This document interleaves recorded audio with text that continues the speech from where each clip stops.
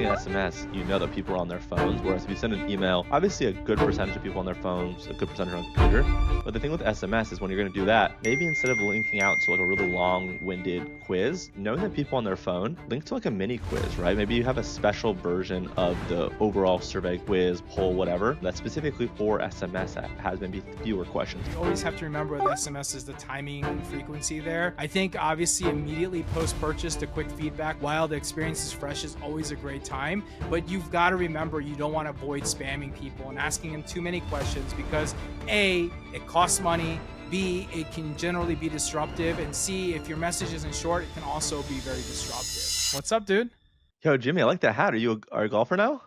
Oh man, you like that? Actually, Kevin over at Bogey Bros sent me a little, I don't know, a little package of shirts and different things, and they sent this hat. And I like the hat and the hoodie they sent me, along with some shirts and stuff like that. But I figured I'd wear it to rep their brand. It's called Bogey Bros. They do golf apparel, but it's like silly golf apparel. So like the one of the polo shirts they sent me was really nice, and then if you look really close up to it, it's someone giving a finger, and it's just little versions of it all over as a pattern, and it becomes like a shirt. So really funny, witty brand, and they came to me asking about maybe agency recommendations. So that was a really fun one. But yeah, shout out to Kevin if you're listening to this pod, and thank you for this the gift bag or the package, I guess the How care do you package. how do you always get all the merch?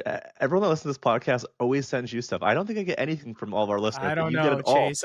I must be the lovable one, is what I've decided, and you're just like whatever. So I'm no, just I'm here for the kidding. ride. If you guys are hearing this and you want to get Chase's love, and he might even wear your stuff, free gift request. We're putting out at the pod right now. There we So go. Let's run it. with that, you ready to shoot this thing, man? Let's do it.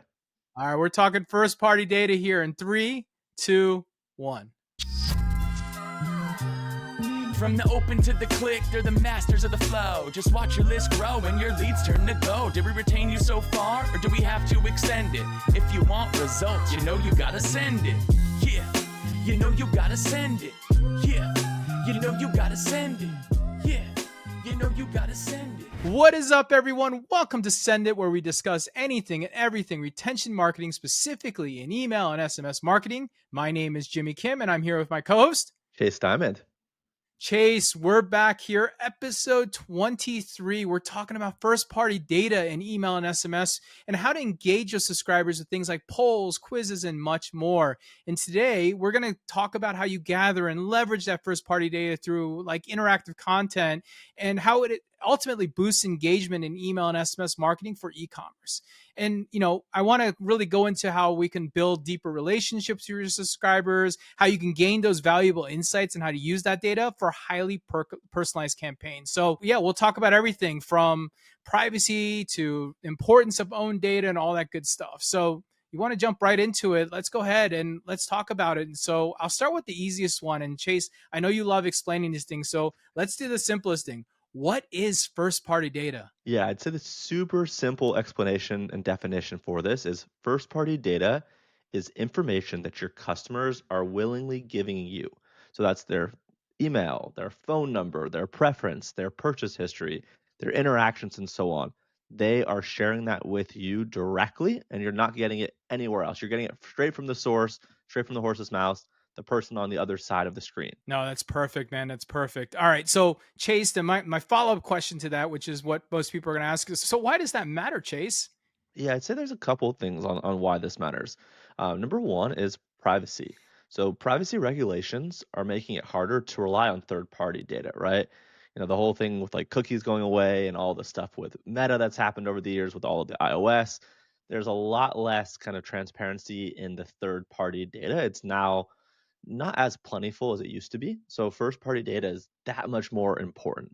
And with that, like when you do aggregate and collect this first-party data, being able to personalize the experience for each of your customers, each of your subscribers, each of your prospects is going to get that much better, which means you're going to be able to convert them at a higher percentage and a higher rate. And then lastly, with all of that, it's going to help build trust because the data comes directly from your subscribers. It's not going to be as creepy as you getting something on them that they didn't even ever know that they shared with you, or didn't even know that was online. This is stuff that they've given you and that you have access to. So it's going to be less creepy and build better, stronger relationships as a result. No, it's great, man. And that's exactly how I would think about it too. All right. Let me ask you a third question to that then. Can you share examples of what it means, what you would think when you think first party data and how it impacts things like deliverability and engagement? Yeah, for sure. So a couple examples. Number one would be things like the demographic info. So understanding and learning folks' ages, their locations. That's one example. The next thing would be things like their preferences. So their preference data would be things like, well, what are their favorite product categories, right? If you sell apparel, are they more interested in t-shirts, pants, hats, jackets? Like what is shoes? Like what is the category in which they are most interested in, at least most often? And then feedback on the brand experience. How are you serving your customers? What are you doing well? And really, where are the opportunities to improve? So, those are a couple examples. And then, with that, like from your and I's vantage point, really what we're looking at and why this is so important to us is its impact on deliverability and engagement. So, the more relevant content that we're able to create as a result of this really rich first party data, the more opens, clicks, and ultimately conversions we're going to get, which leads to a healthier, stronger list and better deliverability overall. Yeah, I mean, there's so many different reasons. And I think in this pod, we're going to talk about all of those. But I want to jump into the how first, because I know that people go, okay, I understand what first party is, some examples and usage, but how do you collect that first party? And the reality is, there's a couple ways: polls, quizzes, surveys. Those are just three fantastic ways to get direct feedback for customers. I want to break down each of those. So I'll start off first this time, Chase, and we'll kind of go back and forth, and you can go over quizzes next. But when you think about polls, right, we're thinking about on emails, on landing pages, or even embedded in SMS as link based polls.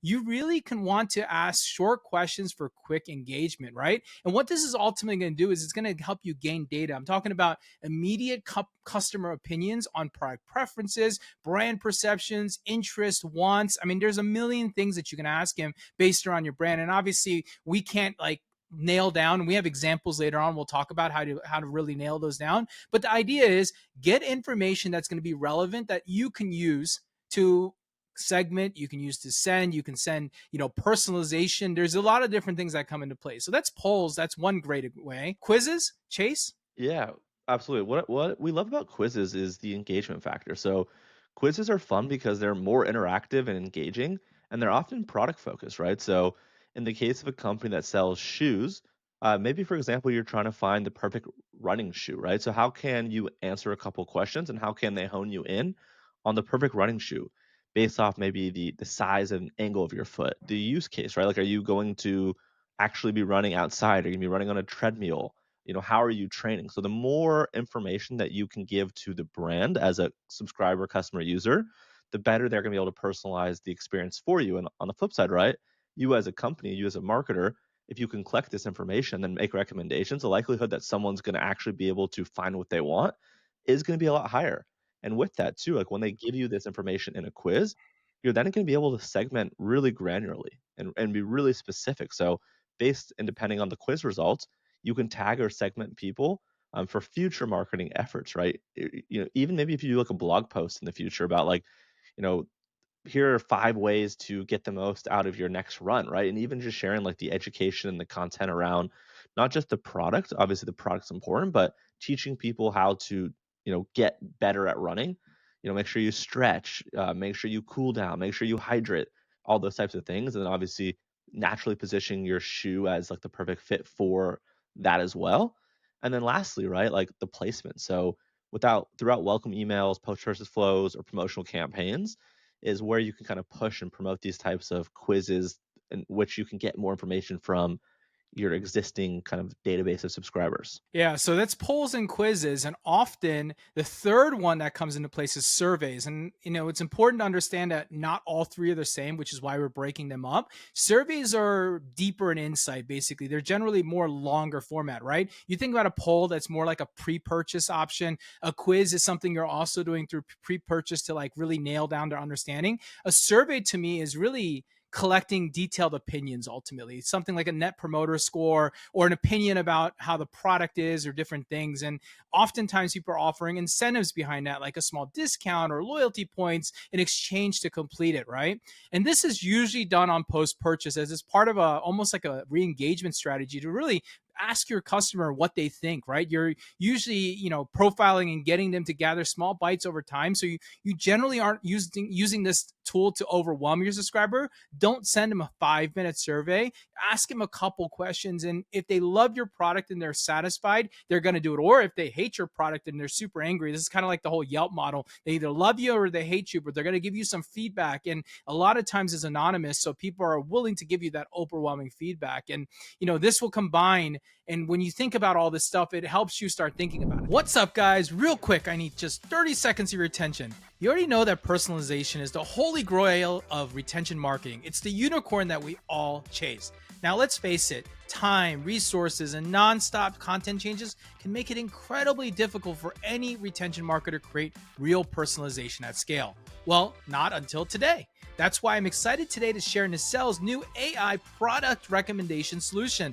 This AI-powered solution goes way beyond the basic customers also bought recommendation engines. It can also analyze the entire customer journey from first click all the way to checkout and deliver a hyper-relevant experience for your customers. Okay, I want to make it simpler human terms for you. An AI analyzes your customer's complete product journey. Then it creates this product collection that automatically pushes into your email marketing campaigns. Then it generates a dynamic landing page with those exact product recommendation, which ultimately will create a true personalized experience at scale. Merchants can transform their e-commerce stores with AI-powered product recommendations that understand their customers' actual behaviors, not just their purchases. So if you're an e-commerce brand hungry for next level personalization, you need to check out Nacelle's new AI powered product recommendations today and let them know Jimmy and Chase sent you. Back to the pod. So now this leads to thinking about how you bring those things together, right? You start thinking about, how do I apply these tactics? So we've gone about what it is, how it is. Now let's focus on what you do with this stuff, the tactical stuff. Chase, where do you think about when you think about polls, surveys, and quizzes? How do you start thinking about how to apply this as a tactical way? Yeah, two things come to mind. The first would be kind of leveraging kind of your ESP's like native kind of internal tools to be able to feature things like a clickable poll or some kind of embedded form. So within the campaign, being able to include that content there is going to warrant a lot of responses. So being able to, once you build it, how do you now actually get people to go engage with it? So building it out within the ESP to leverage it within campaigns, and then with that too, right? Like making the links clickable. So if you can't embed it, right, that's not an option, that's not something available. Just use a link that will drive subscribers out to the poll or quiz that you created on your site. And then make sure you're tracking the clicks within your email provider so you know who clicked out, who actually completed it, that type of thing. Yeah. And for me, when I think about this stuff on the tactical level, the first thing I always think about, and I've mentioned it before, the dedicated preference update emails. I think this is something that's not done well enough in this market, but really just periodic check ins. Like send an email prompting subscribers to update their preferences, their interest, their frequency of their mail, really just making people understand that you're here to want to work with them and send at the frequency that they want, right? There's number one. That's the first thing I think about. And then that to me drives into segmentation, which allows you to take those people and segment based around their response and those who don't know or the information that you do know ultimately. And that's what it really drives down to. And that leads me to the next part. Right. And we now continue to talk about this. We go through each part of it. The next part is, how do we trigger these using the flows? Now, I'm going to give you talk about it real quick. An example flow for me when I think about that right away is if a subscriber indicates that they're interested in a specific product category, like, they're men's running shoes, like you're using for running, right? I like to run, or maybe I like to walk, or I like to hike, or whatever it might be. You can automatically use that information to move them into a specific automation flow. If I say I like to hike a lot, I might want to send more hiking shoes and hiking equipment versus if someone who likes to walk a lot, right?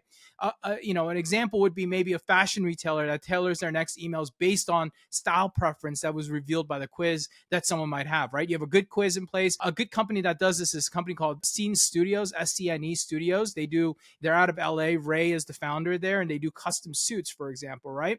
And they have this really interactive suit like survey. And what it does is it really just helps you measure up to what you might look good in. And then they could kind of tailor that experience to tell you, this is what you would look good in ultimately as clothing. So you should check it out. So that's the way I think about it. What about you, Chase? What do you think about? Yeah, no, I completely agree with all of that. I'd say like some of the keys to being successful with this and really ensuring that, people give you that information and engage with the polls, quizzes, surveys, etc., is keeping it fun and on brand, right? So when you're designing these, make sure that the actual design itself and the tone and voice and all of these, the copywriting, everything is, on brand, whatever that means to you. Maybe it's fun, maybe it's serious, maybe it's sarcastic, making sure the visuals look crisp, they're on point, and really having a clear call to action. So, something like help us help you might be an example of a call to action if you want to drive to one of the things that we talked about. And then, as always, right, you have to be testing. With all of this, the goal is to how do you maximize the number of people that are actually giving you this information? Because the more people that give you this information, the more people you're going to be able to give personalized content to and ultimately make a better experience for them, which leads better to you. So, A/B testing subject lines, referencing a poll versus quiz versus standard promotional copy. So just test these core elements, test the different types of, collections, test the different types of incentives that actually get people to, move forward with completion, those types of things. Yeah, no, that's great. That's a great important part of good successful messaging when it comes to how to ensure that you're tying into things together. Okay, I want to flip Chase over to SMS because anyone who's doing email is probably doing SMS. And if you're not doing SMS today, you should be doing SMS. So you should be doing more of that just because, especially generational, it's becoming more and more important. Now, for SMS, though, there is a constraint to the character limits, but it can still be incredibly effective in collecting first party data. My number one way I think about this is short polls and surveys via text. Yes, no questions, quick engagement. Do you prefer product A or product B? Reply A or B. Or the other one that I've seen that works really well is like one question surveys. How satisfied are you with your recent purchase? Reply 1 to 5, right? We see this happening through like reviews and different ways that people are capturing it. But those little short bursts are really easy. Not only does it help you identify who the user is, unlike though, when you think about an SMS, often people go, oh, well, there's only 2 engagement points. There's only to click and maybe an open if you have the right like technology to maybe see that. But the reality is you can also have them reply, which is also a great engagement point. What about you, Chase? What do you think about when you think about SMS with the character limits? Yeah, I love that. And I'd say too, right, the fact that when you're sending an SMS, you know that people are on their phones, whereas if you send an email, obviously a good percentage of people on their phones, a good percentage on a computer.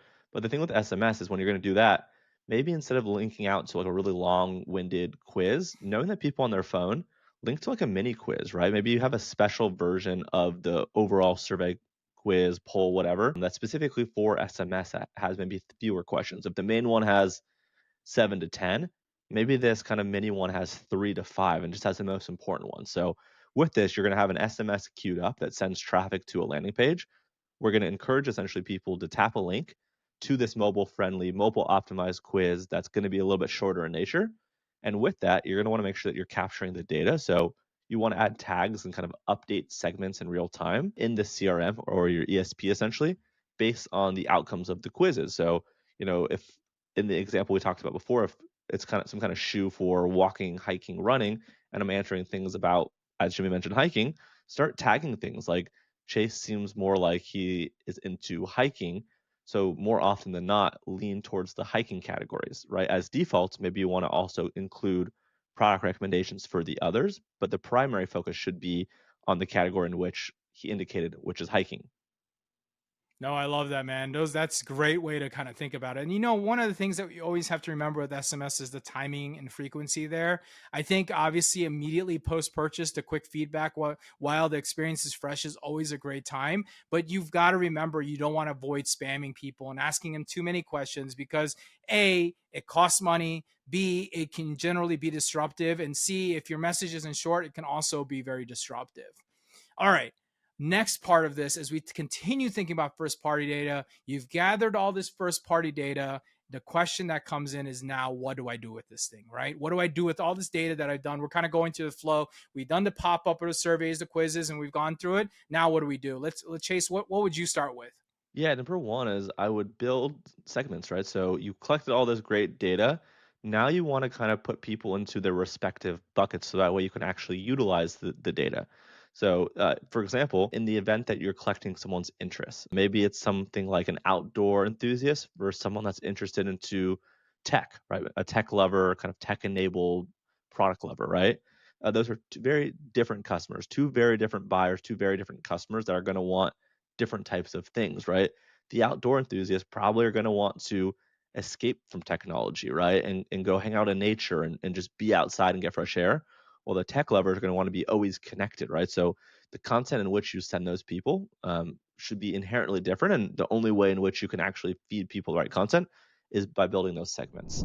Hey, it's Chase, and I hope you're enjoying the pod. But if I could just have 30 seconds of your time, I want to tell you about our special friends at OmniSend. OmniSend is an all-in-one email and SMS marketing platform built specifically for e-commerce brands. They make it super easy to engage your customers, drive repeat sales, and create those seamless, personalized experiences that we're always talking about on this pod. And one thing that I love about OmniSend is they're trusted by over 125,000 e-commerce merchants around the world, and their users absolutely love them. They have a 4.8 star rating from over 5,800 reviews on the Shopify App Store. It's an obvious choice for your email, SMS, and push needs. In fact, I'm actually in the process of moving over my own email newsletter and some of my clients, and they have been fantastic. Their support and their platform has been amazing, and there's tons of features, and it's been surprisingly very easy to use. And the whole migration process, I know it sounds daunting. It's actually been a breeze. It's been way easier than I could imagine, and their team has really carried a lot of the weight of that migration, and they'll do the same for you as well, as they have a great automation tool that are going to help bring over your contacts and all your other important data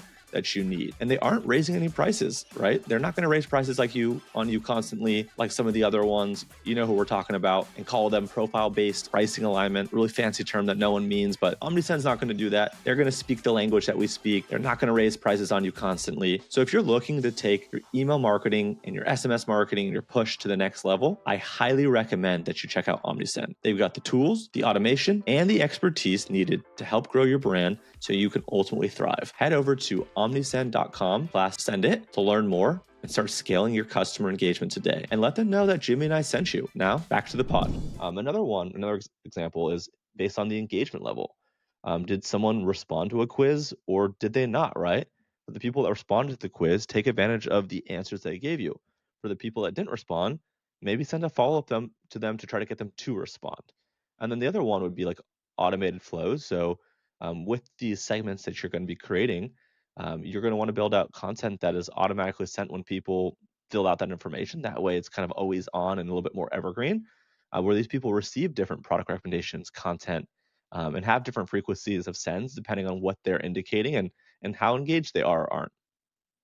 Dude, I love that. That's definitely the first step in what you do. The second step to me is I go one step deeper when I think about it and I start tapping into the dynamic content of the email or the SMS, right? So in an email, you can display different blocks, right? Depending on what answers people have given. So you can have different images or offers based around the quiz answers or the poll results. So you're using the data that you're segmenting that you just explained to display something differently based around those answers. And usually it's not much. It's like 2 or 3 different things that you might display, but what that's going to allow you to do is not send 7 different variations of the same email, but send one variation and change the dynamic content that goes in between it.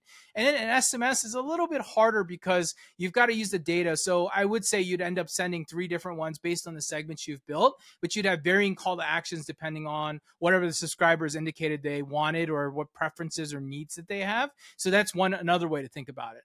What else you got? Yeah, from there, right? We really want to understand and study and map out kind of the customer's life cycle. That way, we can lead to natural cross-sell and upsell opportunities. So, for example, when we know some information about people, we can basically personalize the recommendations of the different products that we're going to send. So, if you know someone's specific style in the case of an apparel company, recommend them complementary items. So, based off of what they've bought or what they're interested in, send them that thing plus anything else that is a nice complement to it. That's a great way to do it. And then additionally, things like replenishment reminders. So in the case of like a topical or some kind of consumable, things that run out, you want to leverage data from previous purchases plus this quiz responses to send timely reorder notifications. So if you're selling a multivitamin, right, you want to send, maybe if it's a 30-day supply, right? It's one per day for a month. Start sending these notifications at day 21, 23, 25, so people have enough time to actually receive them, place the order, and get them in time before they run out on day 30 to be able to re-up. So that's another great way to do it. All right, cool. No, I love that. All right. I want to get tactical. I want to play a game with you right now. And it's like driving examples ultimately and how you would leverage it. So I'm going to shoot you an example, like what the category is, and you tell me what you would do in order to make sure that you can maximize it. So the first example I would say is fashion brand. What would you do? So in terms of like a quiz and a poll and something like that? Yeah. Like, what would you go after if you're thinking about it? So, if you're a fashion brand, where's the first party data you're going to collect when you're thinking about it as an example? Yeah, that's a good one. So for a fashion brand, I would probably do something around like denim or jeans or pants. So, find your perfect pant fit or find your perfect denim fit, right? And with that, like the data points I'd be trying to collect is what is the preferred style? So I guess what are the styles? Like thin, kind of Yeah, thin baggy, boot cut. I boot don't know. cut, There's like other yeah, ones. Yeah. exactly. What's like the size that you typically wear? And then what is the color or colors that you're interested in or you typically shop for, right? So that way it's like, okay, you understand the style, the size, and the color or colors. Then you can start making recommendations of the items that you have or the SKUs that you have that fit that style that someone's interested in, right? So that's kind of what I'd say. Okay. All right. Example number two I would think about is like a beauty brand. How about a skincare company? Let's go Okay. there. What would you do if you're a skincare company? Skincare company. So I guess I would want to understand potentially if it's maybe for men or women or if it's maybe gender neutral. And then with that, right, like I'd probably embed some type of poll, some kind of skin type poll within, let's call it like a welcome series for non-buyers. And really like what I'd be looking for here, I guess, is like, I mean, I don't really use a lot of skin products, but I guess it'd be like what, dry skin, maybe oily skin, Yeah. I guess skin type, right? Like what, yeah, exactly. Like what is your skin type and what is your kind of natural tendency as a human towards dry or oily or maybe a bit of both. And then with that, right, like you can make recommendations for maybe if you have dry skin, some kind of moisturizer or something, I guess. Or if you have oily skin, I don't know, whatever product would go well with oily skin is probably something a little bit different. And then the goal right here would be to understand what someone's, I guess, problems are, so you can understand kind of the use case in which the product would best solve them. And this is going to help essentially reduce the number of unsubs because you're selling them product that's relevant, and also it's going to increase the conversions. Is there anything that you'd add there? Does that make sense? No, that's perfect. And Okay. to your skincare comment, didn't you just get a care package from Ben at Pretty Boy to go wash your face and make I yourself less oily? I did. I opened it, took a picture of it, and it's just sitting on my sink. My family's been sick, so I haven't gotten around to even like Ah, you I don't haven't really have gotten to to shower after self-care taking. time. So You gotta get to self-care and use a little pretty boy in yeah, your yeah. life. So, You're right. big shout out to Ben for that care package. I also got one. So, see, at the beginning of that, you do get stuff. You just don't you forget and put it on the sink. Yeah, all right. All right. Called out. All right. Example number three, because I think this is a good one. It's relevant to your everyday life. A food delivery service, right? I picked this one because I think you are a big food delivery thing. So, what would you think they can do to make and tailor your experience even better? Yeah, this one I think I'm an expert at now with the daily deliveries. So I would, if I were a company like a DoorDash or a Postmates or an Uber Eats, whatever it might be, I would send something like a text-based poll. One question might be something like, do you prefer vegetarian or non-vegetarian meals? Um, and then with that, like also too, like what are the categories that you typically like to buy from? American, Mexican, Asian, Mediterranean, like, you know, Thai, like what is the category or categories in which you typically enjoy? And maybe what are the categories that you don't enjoy, right? Maybe you love Italian or Mexican, but maybe you hate American food, or maybe you love American and Mexican and Italian, but you hate Chinese food, or whatever it might be, right?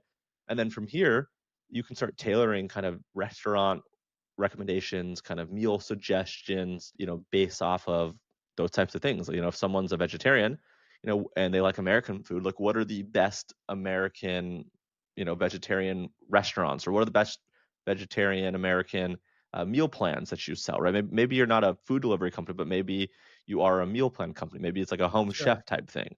And with that, right, like when you can tailor the recommendations, suggestions to people that actually make it helpful and be like, oh wow, like I need to think about after this podcast what I'm going to have for dinner, and then I get an email in my inbox saying, "Hey, have you thought about having, Mexican food? It's Tuesday or whatever day it is, right?"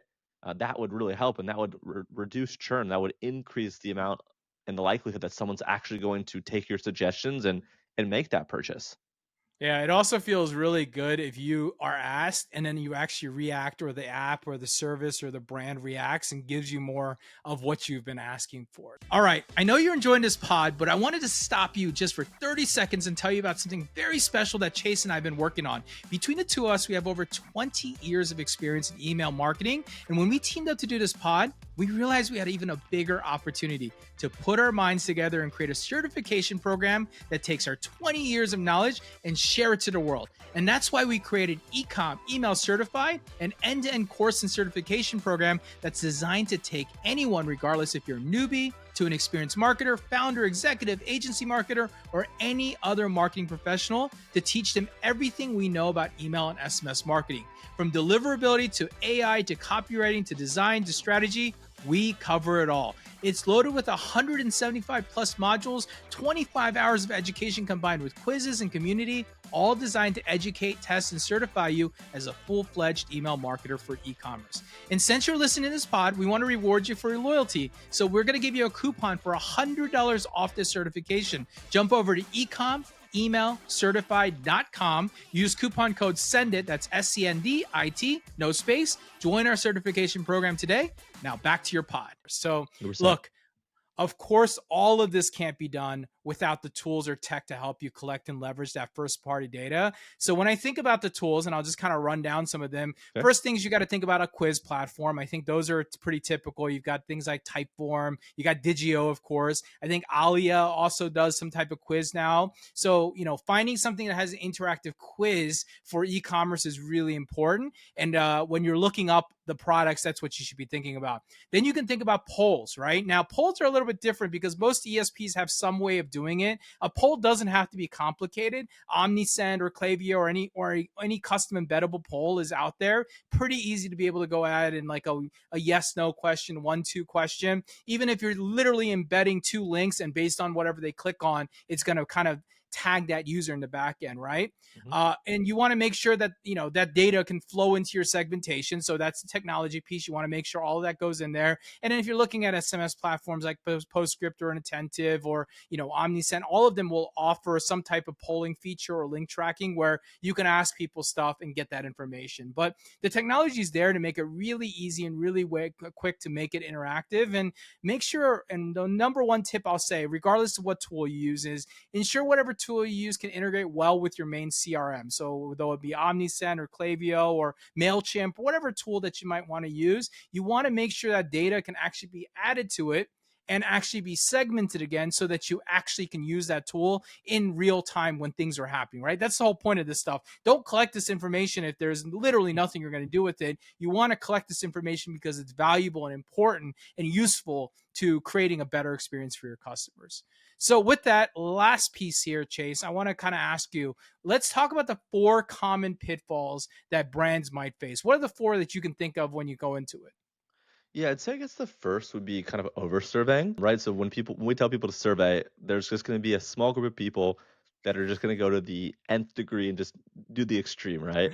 So Yep. with that, subscribers will get tired if you're always asking for input. Space out your quizzes and poll. It shouldn't be a regular occurrence. It should be something obviously that you do ongoing, but it shouldn't be something that you're doing daily or weekly. Every couple weeks, every couple months, depending on who you are and the type of cadence that is right and how frequent you send and what you know about your customers. Just find that right balance. You need that data to really make it valuable for everyone involved, but you don't want to just batter and bother people like nobody's business. And if you do collect information from people, consider excluding them for the next one that you're going to send, right? If you already have close enough or good enough data and a pretty rich information on an individual subscriber, exclude them from any kind of future asks where the information isn't going to be that much more helpful. That's number one.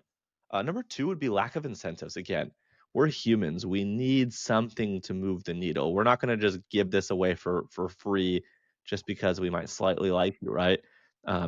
You need to give your subscribers, your customers, your prospects a reason to participate. Consider doing things like small discounts, early access to sales, loyalty points, just something. But don't make it insulting. Like don't go give away like 5%. Make it something, large enough where they could care, but not kind of egregious where it's like it's not a Black Friday type offer. So that's the second one. And then I guess the third one would be like failure, as Jimmy just mentioned, to act on the data. There's really no point in going through building out the forms and the collection mechanisms and then asking for it to just receive it and let it kind of go stale and collect dust. So if you are going to collect this data, make sure that you have a plan of attack to actually leverage it. Leverage it within the segmentations, leverage it within your content, within the campaigns, within the automations, etc. And then I guess the last one would be don't ignore mobile experience. So if you're sending SMS, like 100% of your traffic is going to be mobile. Like build something special for that. And even too, if you are sending an email, a majority of people, right, north of 50 something percent, 60% will also be mobile as well. So just be mindful that you're optimizing for desktop as well as mobile. So again, the goal here is to create a better experience. Don't let the data collection become an annoyance because then that's going to be a net loss. All right. So don't ask too much. Give him some reason. Do something with the data, and don't forget about mobile. That's the TLDR in this part of it, right? Yeah. Dude, that was great. I mean, we went through essentially in this pod, we went step by step. How do you collect it? What do you do with it? How do you store it? How do you deploy it? What do you do with it? And just kind of went through the entire cycle. If you went through this pod today and you don't know what first party data is, well, I don't know how we can help you anymore at this point. Maybe you should turn off our pod. No, don't turn it off. Please listen to our pod. But you know what I'm saying, though, right? Yeah, that was great. That was a lot of fun. Hopefully people enjoyed it and let us know. Yeah, absolutely. Well, that's a wrap for episode 23. First party data and email and SMS, engaging subscribers with polls, quizzes, surveys, and more. If you enjoyed this podcast, make sure you like, subscribe, follow, leave us a rating on your favorite podcast listening platform. You can follow the show on X, LinkedIn, IG, TikTok, or YouTube, where we prefer that you come follow us. There are a few ways to connect with us ultimately. One, if you want to join our newsletter, we join and drop a newsletter 4 times a week now. We encourage you to drop that newsletter. It's all about retention. So if you nerd out to the things that we talk about here every day, that's all you're going to get. We do breakdowns. We do different things. We tell you tips. We give you AI information now, job hiring, so much going on. Secondly, we have a brand new certification and community available now in this market. So one, we have this. If you want to learn more about what we're talking about, you stumble across this pod and you're listening, you're like, yeah, I like what these guys are talking about. We've got 25 hours of us telling you all about everything A to Z about email and SMS marketing and retention marketing ultimately for e-commerce. So we have that. It's called ecomemailcertified.com. And then, of course, secondly, if you really, really nerd out with us and you want to join a bunch of us, about 300 of us, talking about this stuff on a daily basis, have real people in the market from 6, 7, 8, 9-figure brands talking about retention and email and SMS, from everything from AI to deliverability, we've got a community available too. And we'll link that down below, but it's all part of the Ecom Email Certified window. So go look for that link and you can come join us. It's $1 to get started right now. And last but not least, Chase, if they want to follow you on social, where can they find you? Chase, No A and Dimond. Find me on most socials.